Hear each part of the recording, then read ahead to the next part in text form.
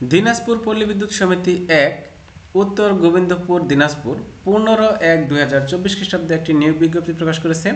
Meter reader cum Messenger পদে আবেদন করতে হবে অনলাইনে। এই ওয়েবসাইটে গিয়ে এই আবেদনের বিস্তারিত দেখাচ্ছি।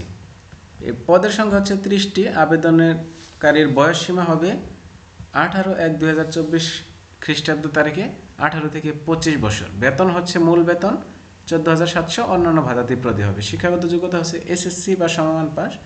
আর প্রার্থীকে এছাড়াও আরও যা যা জানতে হবে, যোগ বিয়োগ গুণ ভাগ করার দক্ষতা থাকতে হবে, সৎ বিশ্বস্ত উত্তম চরিত্রের অধিকারী, গ্রামগঞ্জে গিয়ে বিল বিতরণ এবং রিডিং নেওয়ার মন মানসিকতা থাকতে হবে, বাইসাইকেল চালানো পারদর্শী থাকতে হবে এবং নিরাপত্তা জামানত হিসেবে 10,000 টাকা দেওয়ার সামর্থ্য থাকতে হবে। যারা আবেদন করতে পারবেন না, দিনাজপুর জেলার নাগরিকগণ ব্যতীত বাংলাদেশের অন্য সকল জেলার নাগরিকগণ কিন্তু এক্ষেত্রে আবেদন করতে পারবে মাত্র এসএসসি পাস করেই।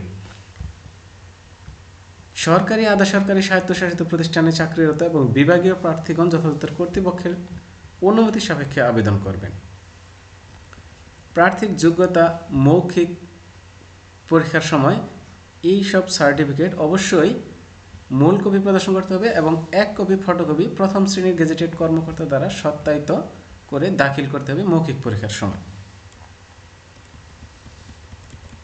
যে ওয়েবসাইটে গিয়ে আবেদন করবেন এই হচ্ছে ওয়েবসাইট। 10 নম্বরটা আপনারা একটু পরে নেবেন। 10 নম্বরটি হচ্ছে গুরুত্বপূর্ণ, যে এই চুক্তির অবসান কিভাবে ঘটবে এটা বিস্তারিত দেওয়া আছে 10 নম্বরে। এ আবেদন করা যাবে 18/1/2024 খ্রিস্টাব্দ সকাল 10টা থেকে। আবেদন শেষ হবে 7/2/2024 বিকাল 5 ঘন্টায়। যখন অনলাইনে আবেদন করবেন তার 72 ঘন্টার মধ্যেই ফি পেমেন্ট করতে হবে। ফি পেমেন্ট করতে হবে সর্বমোট সার্ভিস চার্জ সহ 112 টাকা। কীভাবে পেমেন্ট করবেন এই হচ্ছে তার নমুনা। 2টি SMS দিতে হবে। 2টি SMS এর মাধ্যমে টাকাটা পেমেন্ট করতে হবে। DPBS1 স্পেস ইউজার আইডি লিখবেন, সেন্ড করবেন 16322 নম্বরে। এটা হচ্ছে প্রথম মেসেজ। একটা রিপ্লে আপনার একটা পিনকোড আসবে, তখন আপনি যখন দ্বিতীয় মেসেজটা দেবেন DPBS স্পেস ইএস স্পেস যে পিন নাম্বারটা আছে সেই পিন নাম্বার সেন্ড করবেন 16322 নম্বরে। অনলাইনে আবেদনের সময় ছবি এবং স্বাক্ষর দিতে হবে নির্ধারিত স্থানে।